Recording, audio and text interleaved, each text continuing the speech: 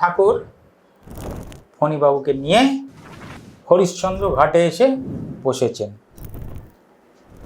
বসে আছেন অনেকটা দূরে একটা শবদেহ দাহ হচ্ছে। ঠাকুর অপলক দৃষ্টিতে, মানে তার চোখের পাতাও পড়ছে না, তাকিয়ে রয়েছে, ওই দিকে তাকিয়ে আছেন অনেকক্ষণ।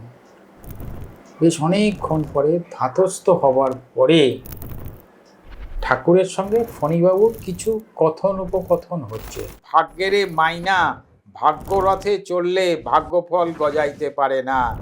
এই জন্য মহাজনেরা ভাগ্যরে অসীম ধৈর্য সহযোগে সহ্য কইরা দৃষ্টান্ত স্থাপন কইরা গেছেন।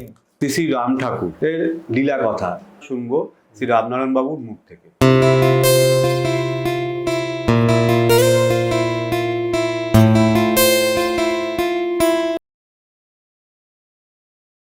শ্রী শ্রী রাম ঠাকুরের এই এপিসোডে রামনারায়ণ বাবু আপনাকে আরো একবার স্বাগত। নমস্কার। যেমন আপনি নানা রকমের ঠাকুরের লীলা কথা শোনান, সেগুলো তো আমিও শুনি।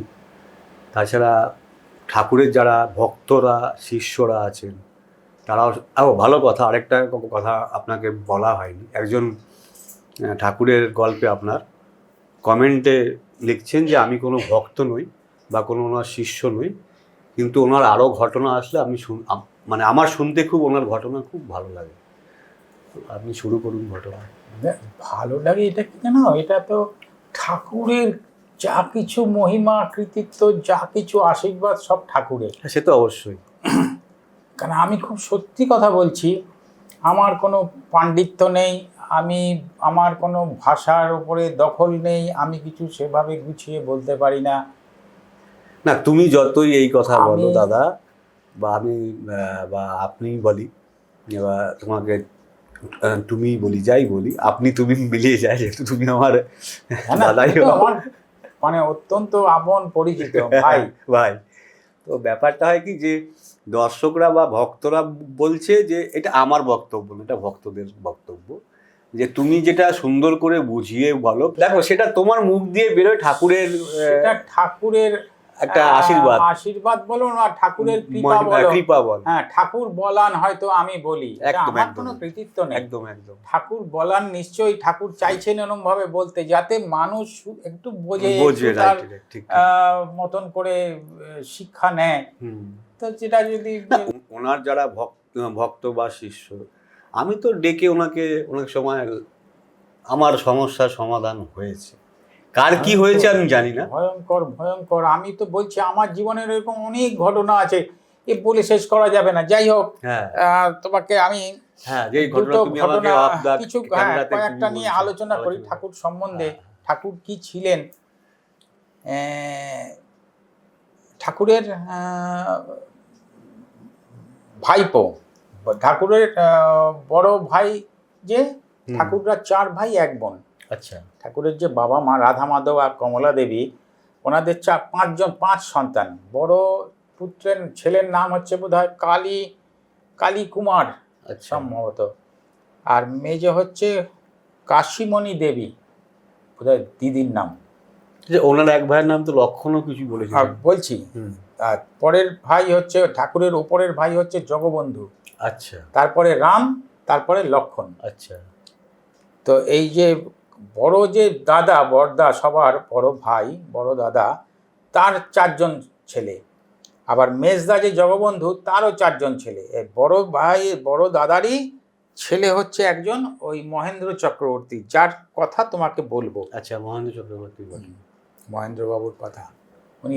উনি তো ছোট্ট থেকে ঠাকুরকে দেখেছেন, ঠাকুমার কাছে শুনেছেন, বাবা কাকা কাছে শুনেছেন, পিসির কাছে শুনেছেন, আর ছোট থেকে আমি একটা জিনিস একজনের থেকে শুনেছিলাম, যে বা পড়েছিলাম, আমার ফোনে একটা বিরাটি মানব সম্প্রদায় বলে একটা রাম ঠাকুর, শ্রী ঠাকুরের একটা গ্রুপ আছে, ওখানে একটা লেখা এসেছিল আমার কাছে, যে ওনার বাবা যিনি ছিলেন, মানে ওনার বাবার নামটা আমি আমার রাধা মাধব, উনি নাকি একজন বড় মানে তান্ত্রিক, মস্ত বড় তান্ত্রিক যোগী পুরুষ ছিলেন, মস্ত বড় যোগী নাকি ঠান্ডার সময় ঠান্ডা জলে বসে নাকি উনি ধ্যান করতেন।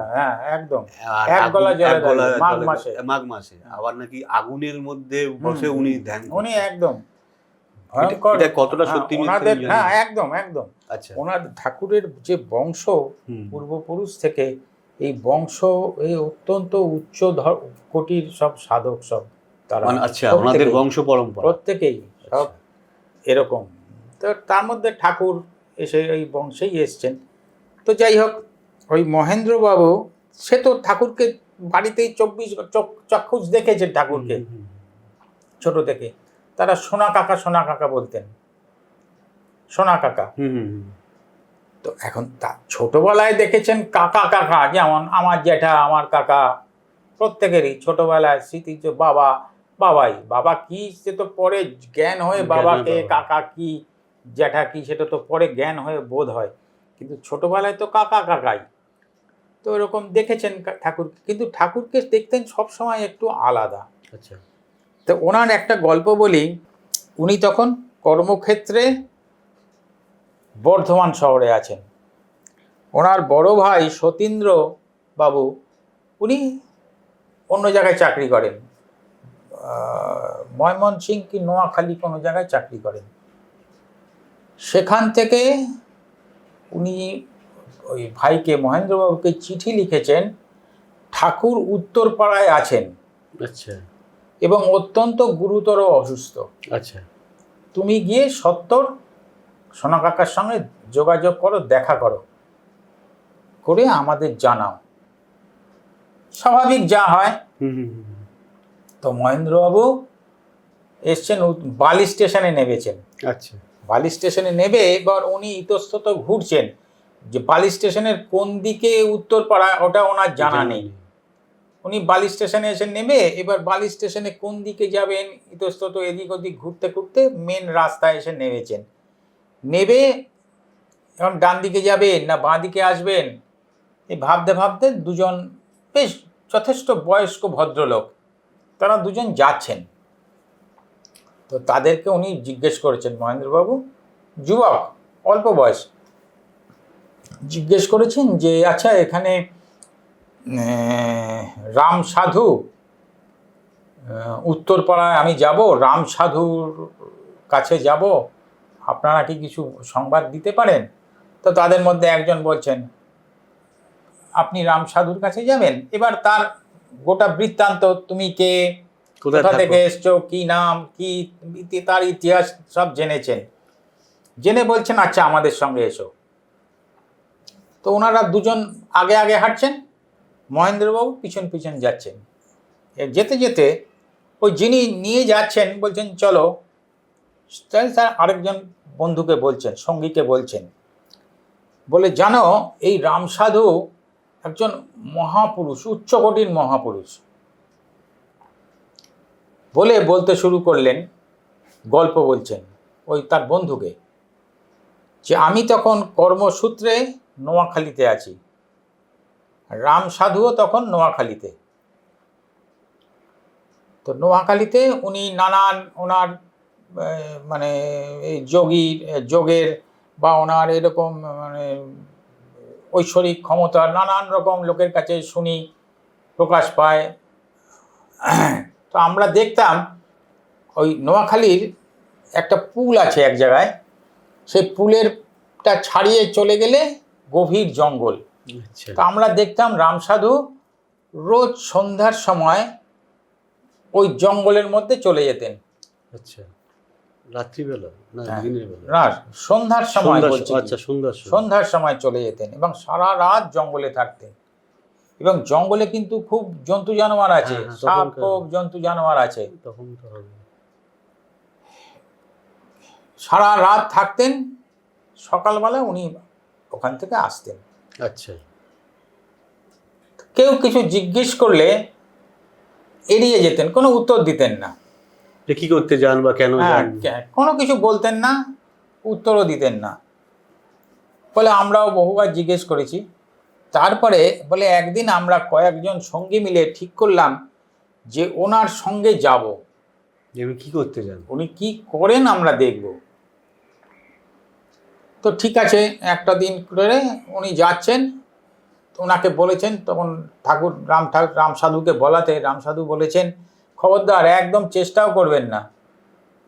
আচ্ছা, তবুও তারা শোনেনি। গেছেন। বেশ কিছুটা তফাতে উনি যাচ্ছেন আগে, ওনারাও পেছন পেছন যাচ্ছেন। রাম সাধু তো পুল পেরিয়ে জঙ্গলের মধ্যে মিশে গেলেন, চলে গেলেন। আর কিছু দেখতে পেলেন না? এবার ওরা পুলের মাঝামাঝি যখন এসছে, তখন আচমকা হঠাৎ চারিদিক থেকে ইট ওদের দিকে আসছে, উড়ে উড়ে আসছে। আচ্ছা, চারিদিক থেকে ইট পড়ছে, কিন্তু মজার হচ্ছে একটা ইটও ওনাদের গায়ে এসে লাগছে না। আচ্ছা, ভালো করে বোঝো। বুঝতে পেরেছি। চারিদিক থেকে ইট উড়ে উড়ে আসছে ওনাদের কাছে, কিন্তু একটা ইটও ওনাদের গায়ে এসে পড়ছে না, গায়ে লাগছে না। তো মহা সমস্যা, না পারছি সামনে যেতে, না পারছি পিছনে আসতে। কারণটা কি? যাওয়াও তো যাচ্ছে না সামনে, পিছন দিকেও আসা যাচ্ছে না, ইট পড়ছে তো। তো অনেকক্ষণ দাঁড়িয়ে থেকে তখন বলছে না, আমরা চলেই যাই। তখন ইট পড়া বন্ধ হয়েছে। আচ্ছা, ওনারা সব ফিরে এসছেন, বাড়ি চলে এসছেন। রাম সাধু সকালবেলা যেরকম ফেরেন রোজ অন্যান্য দিনের মতন এসছেন। এবার তারা সঙ্গে দেখা হয়েছে, বলেছে কখনো এইরকম হঠকারিতা করবেন না, চেষ্টা করবেন না, দুঃসাহস করবেন না। আমার পেছন পেছন যাবেন না, এরকমই হবে। এই গেল একটা। আচ্ছা, তারপরের গল্পটা বলছে, বলে আরেকবার ওইখানে নোয়াখালীতে এক বাড়িতে কীর্তন পূজা উৎসব আছে। তা আমরা সবাই সাজছি, রাম সাধু আমাদের সঙ্গে যাচ্ছেন, আমরা ওনার সঙ্গেই যাচ্ছি সব। তো উনি আমাদের আগে আগে হাঁটছেন, একটা ফাঁকা মাঠের ওপর দিয়ে যেতে হবে, অন্ধকার হয়ে আসছে। একটা উনি আগে আগে হাঁটছেন, আমরা অনেকে তার পেছন পেছন যাচ্ছি। বেশ মাঠের মাঝামাঝি যখন এসছি, তখন হঠাৎ রাম সাধু দাঁড়িয়ে গেছেন, হঠাৎ করে দাঁড়িয়ে গেছেন, আর ডান পাটাকে তুলে আছেন। বলে আমরা কাছে গিয়ে দেখি যে একটা প্রকাণ্ড জাতি সাপ, কেউটে সাপ, সে পায়ের মধ্যে পেঁচিয়ে আর এরকম করে ফনা তুলে আর ওই ফোঁস ফোঁস করছে। ঠাকুরের রাম সাধুর, ঠাকুরের। হ্যাঁ, বুঝতে পেরেছি, ঠাকুর। হ্যাঁ, উনি পাটা এরকম তুলে আছেন, ডান পাটা, আর তুলে বলছেন যে আমি না দেখা আপনারে ব্যথা দিছি, আচ্ছা, আপনি আমারে ক্ষমা করেন। ওই ভদ্রলোক ওনার পার্টনারকে বলছেন, ওনারা দৌড়ে এসছেন যে দাঁড়িয়ে পড়েছেন কেন, এসে দেখছেন একটা বড় সাপ পায়ের মধ্যে এরকম পেঁচিয়ে আর এরকম জাতি কাঠ কেউটে সাপ, আর ফোঁস ফোঁস করছে, মানে কামড়াবে। আর ঠাকুর পাটা তুলে বলছে আমি না দেখা আপনারে ব্যথা দিছি, আপনি আমারে ক্ষমা কইরা দেন। সাপ কিছুক্ষণ পরে আস্তে করে ফনা নামিয়ে পা ছেড়ে সে তার রাস্তায় চলে গেল। আমরা সবাই মিলে সেই উৎসব বাড়িতে গেলাম। বলতে বলতেই এই কথা যখন শেষ হচ্ছে, একটা একতলা বাড়ির সামনে এসে দাঁড়িয়েছে মহেন্দ্রবাবুকে নিয়ে, বলছে এইটা রাম সাধু এই বাড়িতে থাকেন। বলে ওনারা বলছে যে আর যে কোথায় অদৃশ্য হয়ে গেল, আমি আর ওনাদের দেখতেই পেলাম না। আর আমার মানে অত্যন্ত ভুল, অল্প বয়স, যে আমি যে ওনাদের নাম জিজ্ঞেস করব, আপনাদের কি নাম, এই অঞ্চলে কোথায় থাকেন বা কিছু, আমার মধ্যে সেসব কিছু এলোও না, আমি জিজ্ঞেসও করিনি। আর মুহূর্তে তারা কোথায় অদৃশ্য হয়ে গেল। এখন ঠাকুরই ওনাদের পাঠিয়েছিল কিনা সেটাই ঠাকুরই যে ওনাকে পথ দেখিয়ে নিয়ে যাও, রাস্তায় এই গল্প হলো, সেটাই বা কে জানে। তো যাই হোক, ওনার সঙ্গে ঠাকুরের হলো, দেখা সাক্ষাৎ হলো। তো সেই মহেন্দ্রবাবুর আরেকটা ওখানে ওখানে ওনার ওই বইয়ে পড়ছিলাম, ওনার কাকিমা জগবন্ধু বাবুর স্ত্রী কাকিমা, তখন ওই কাকা চাকরি সূত্রে কোনো একটা জায়গায় থাকেন, আচ্ছা। তো কাকিমাও কাকার সঙ্গে আছেন। হুম তো সেই বাড়িতে হুম ঠাকুর গেছেন, হুম দেওর তো হুম গেছেন। তো ওইখানে একদিন ওই তুলসী মঞ্চে হুম। সন্ধেবেলা প্রদীপ দেখাচ্ছেন, ধূনা দেখাচ্ছেন, আর পাশের ঘরে হঠাৎ দেখছেন ঠাকুর পদ্মাসনে ধ্যানে বসে আছে, হুম। আর পুরা শরীর উঠে আর মাথা প্রায় ওই ওপরে ছাদে ঠেকে গেছে, চালে ঠেকে শূন্যে গেছে, ভাসছেন উনি। শূন্যে ভাসছেন। আর কাকিমা ওই তুলসী মঞ্চ প্রদক্ষিণ করতে করতে ওইটা দেখে, সোনা ঠাকুর এইটা আপনি কি করেন? উনি হতভম্ব হয়ে। হ্যাঁ, যেই বলেছে, ওই দেওরকে সোনা ঠাকুর বলে, আচ্ছা যার জন্য ওরা সোনা কাকা বলে, আচ্ছা। বুঝেছ? যেই বলেছেন উনি থপ করে ওপর থেকে পড়ে গেছেন। আচ্ছা।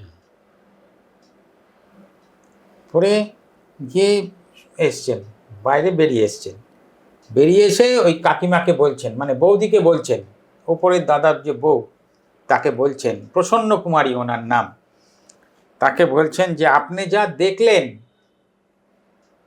এইটা গুণাক্ষরেও কারোর কাছে প্রকাশ করলেন না, আপনার মধ্যেই রাখবেন যা দেখছেন, এটা আপনার ভিতরেই থাকবে। যা দেখে ফেলেছেন, হয়তো তাকে দেখিয়েছেন ঠাকুর, সেটাও হতে পারে, এখন আমরা তো জানি না কিছু, না না ও বা ওনার চোখেই হয়তো পড়েছে, পড়েছে ওটা। যাই হোক। তো দেখো, এটা পড়ছিলাম, পড়ে আমার মানে আরও শেষ করিনি, সবে শুরু করেছি বইটা, কত অজানা ঠাকুরের ঘটনা, ঠাকুরের লীলা। কাহিনী, যে ঠাকুরের লীলা, এর বলে শেষ করা যাবে না। ফণীবাবু, ফণীন্দ্র কুমার মালাকার, যে আমরা রাম ভাই স্মরণে, ঠাকুরের তো খুব প্রসিদ্ধ বই, ওই ঠাকুরের সম্বন্ধে উনি লিখেছেন, সঙ্গ করেছেন। তো সেই ফণীবাবুরকে নিয়ে ঠাকুর, ফণীবাবুদের বাড়িতে ঠাকুর একবার খুব অসুস্থ হয়ে পড়লেন। একটু সুস্থ হওয়ার পরে ডাক্তার দেখে, তো একটু মানে চেঞ্জে গেলে ভালো হয়, এরকম একটা ঠাকুর, তো ঠাকুর সাব্যস্ত হলো ঠাকুর কাশিতে যাবেন।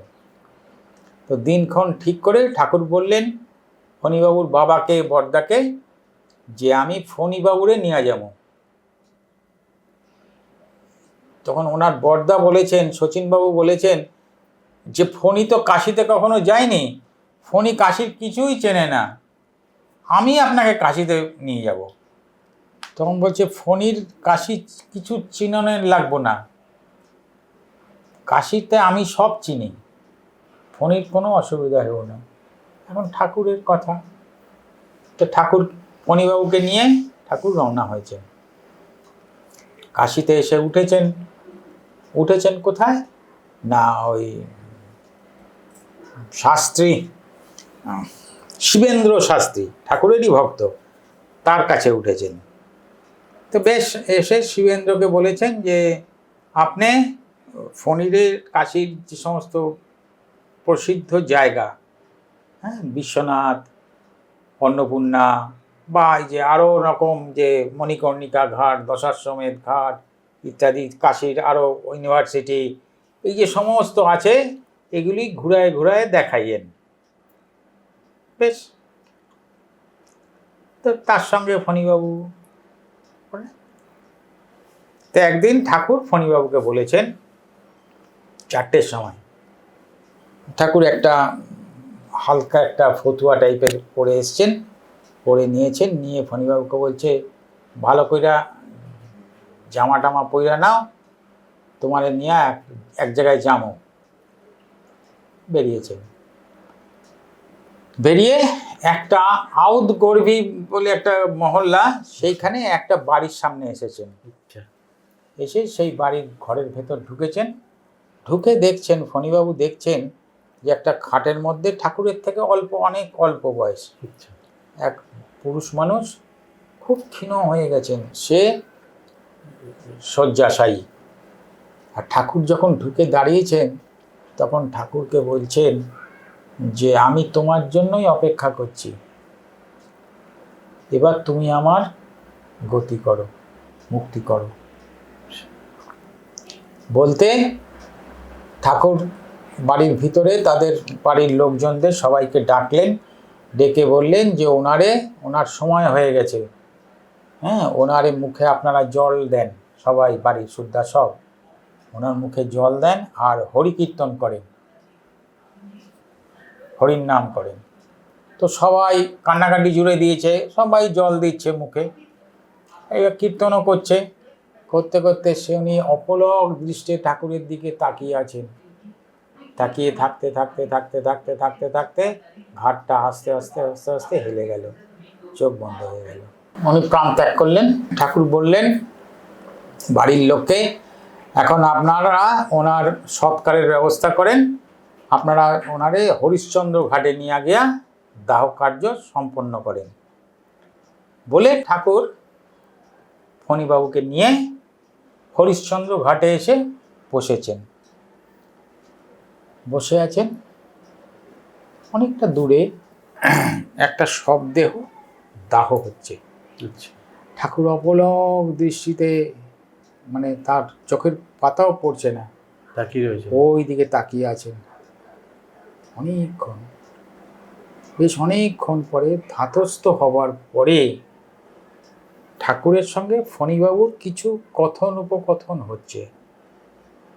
ঠাকুর কিছু বলছেন ফণীবাবুকে, সেইটা আমি একটু বই দেখে বলবো। এইটা প্রত্যেককে আমার দর্শকদের, শ্রোতাদের কাছে অনুরোধ যে আপনারা সবাই খুব মনোযোগ দিয়ে শুনবেন ঠাকুর কি কথাগুলো বলছেন। বহুক্ষণ পর ঠাকুর ধীরে ধীরে বলিতে আরম্ভ করিলেন, এই দেহ প্রাক্তন কর্মফল দ্বারা জড়িত, অতএব প্রাক্তনীয় ঋণ সকল এই দেহ দিয়া সম্পাদন করিতে হইব। প্রাক্তনের ভাগ্যের দণ্ডক্ষয়ের জন্য মনের বেগ, বুদ্ধির বেগ ও দেহের বেগ ধৈর্য সহকারে অকাতরে সহ্য করতে হয়। প্রারব্ধ ভোগে বাধা জন্মাইবার কারো ক্ষমতার আয়তনে আছে কিনা জানা নাই। মানে কারোর অধিকার নেই, ক্ষমতাও নেই, ভগবানেরও অধিকার নেই, ক্ষমতা নেই। তোমার যা প্রারব্ধ ভোগ আছে সেটাকে কমিয়ে দেবে, খণ্ডাবে, যা হবার সেটা হবেই। উত্তরোত্তর ভোগ, ভাগ্য ভোগ বৃদ্ধিপ্রাপ্ত হইয়া জন্ম, মৃত্যু ও জরার কবল ত্যাগ হয় না। মধ্যের থাইকা দ্বন্দ্বই উপভোগে ভুগতে হয়। ভাগ্যেরে মাইনা ভাগ্যরথে চললে ভাগ্যফল গজাইতে পারে না। এই জন্য মহাজনেরা ভাগ্যরে অসীম ধৈর্য সহযোগে সহ্য কইরা দৃষ্টান্ত স্থাপন কইরা গেছেন। অশেষ দুঃখ কষ্ট লাঞ্ছনা গঞ্জনা সহ্য কইরা ভাগ্যেরে মান্য কইরা ভাগ্যভোগ মুক্ত হইয়া গেছে। শশাগড়া পৃথিবীর রাজা হরিশ্চন্দ্র নামানুসারে এই শ্মশান ঘাটের নাম হইছে হরিশ্চন্দ্র ঘাট। ভাগ্যের বিচিত্র বিধানে একদা রাজা হরিশ্চন্দ্র রাজ্যহারা স্ত্রী পুত্রহারা হইয়া এই শ্মশান ঘাটে ডোমের অধীনে থাইকা শবদাহ কার্য করছিলেন। ভাগ্যের তাড়নায় তিনি রাজা হরিশ্চন্দ্র এই কথা বিস্মৃত হইয়া ডোমের কাজ কইরা অবিচলিতভাবে ও অকাতরে ভাগ্য ভোগ গ্রহণ কইরা ভাগ্যেরে কিভাবে মান্য করতে হয় তার দৃষ্টান্ত রাইখা গেছেন। উনি যখন ডোম, তখন যে উনি রাজা ছিলেন এটা ওনার বিস্মৃত হয়ে গেছেন, ওনার আর স্মৃতিতে নেই। তখন উনি জানেন আমি ডোম, এইটাই আমার কাজ, আমার ভাগ্য ভোগ, এই ভোগ উনি ভোগছেন, দৃষ্টান্ত এটা। ভাগ্য বীরাঙ্গনায় নিগৃহীত লোক সকল হরিশ্চন্দ্র, নল, শ্রীবৎস, যুধিষ্ঠির, প্রহ্লাদ, বেহুলা প্রভৃতির কথা চিন্তা করলে সহজে বোধন হইব ওই সকল মহাজনদের তুলনায় তারা কত নগণ্য। এই প্রকার চিন্তা দ্বারা ধৈর্য শক্তি পরিবর্তিত হইয়া ঋণ সকল পরিশোধনে সহায়ক হয়। চঞ্চলতা প্রযুক্তে ভরাডুবি হইতে পারে না। প্রারব্ধ, প্রাক্তন, ভাগ্য, অদৃষ্ট, নিয়তি, দৈব সবই কর্তৃত্ব বুদ্ধি থাইকা উদ্গম।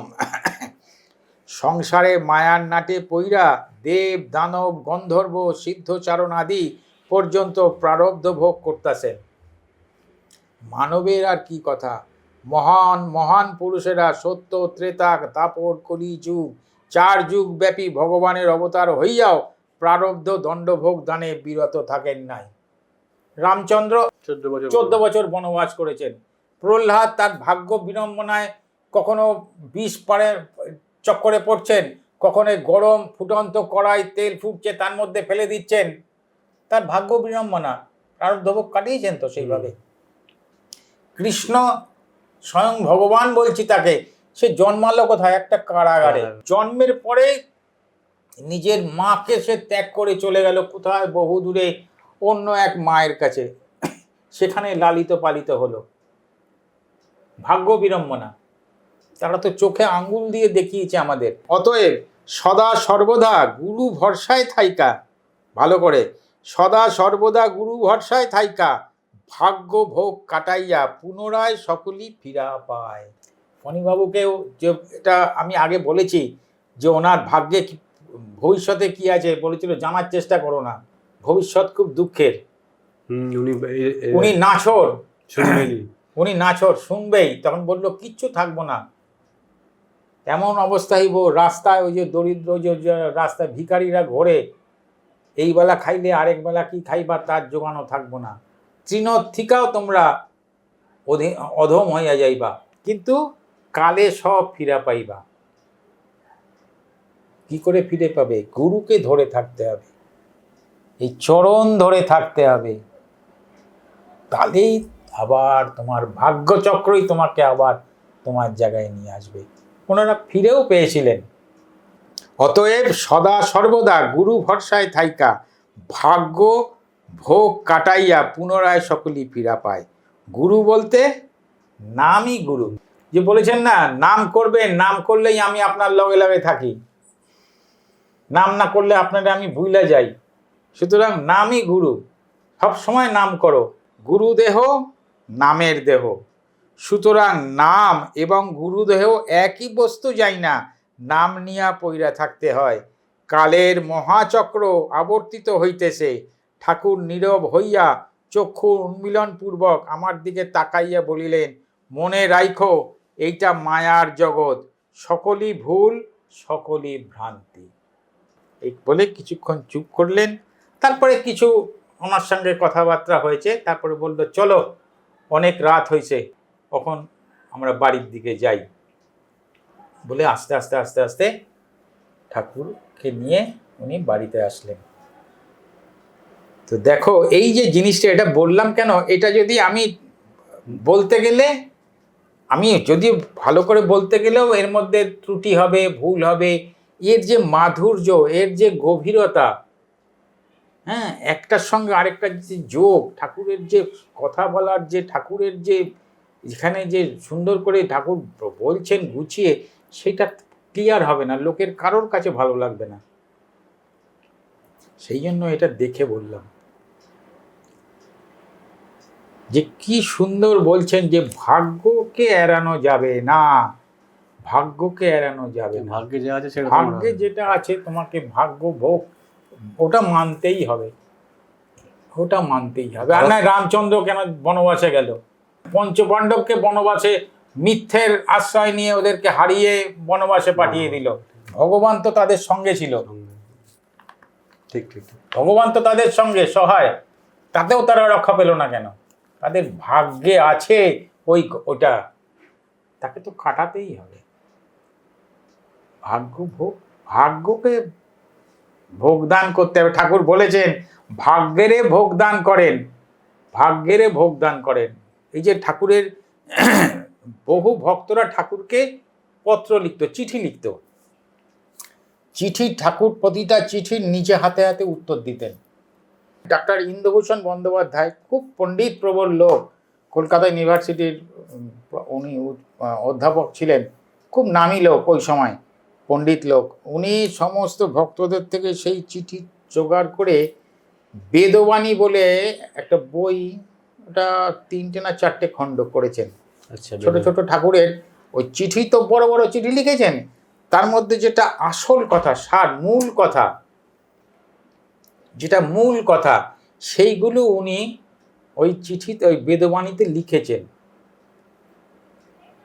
অপূর্ব জিনিস, অপূর্ব জিনিস। ঠাকুর বহু চিঠিতে লিখছেন এক জায়গায় আপনে কর্তা নন, আগে কিছু কথা লিখেছেন, তারপরে বলছেন আপনে কর্তা নন। এইটাই আপনার জানবার বিষয়। তুমি কর্তা নয়, কর্তাই যে ইনি, যা করছেন ইনি করছেন।